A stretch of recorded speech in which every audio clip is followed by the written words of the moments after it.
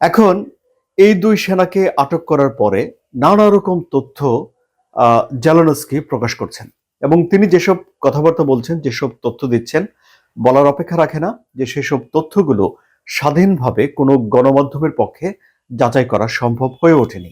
যুদ্ধ পরিস্থিতিতে সবসময় সব তথ্য যাচাই করা সম্ভব হয়ে ওঠে না। এটা একটা সাংবাদিকতার সীমাবদ্ধতা আপনারা ধরে নিতে পারেন। এখন তাহলে জেলেনস্কি কি বলছেন? এই দুই সেনাকে নিয়ে তিনি কি করবেন?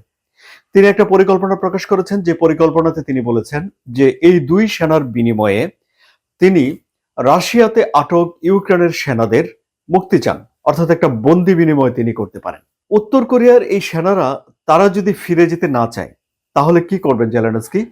তিনি তার জন্য একটা বিকল্প বের করে রেখেছেন। সেই বিকল্প হলো যে তিনি তাদেরকে ফেরত পাঠাবেন না, তবে তাদেরকে কোরিয়ার ভাষায় এই যুদ্ধের সত্য তথ্য ছড়িয়ে দিতে হবে চারদিকে, যেন শান্তি কাছাকাছি চলে আসতে পারে।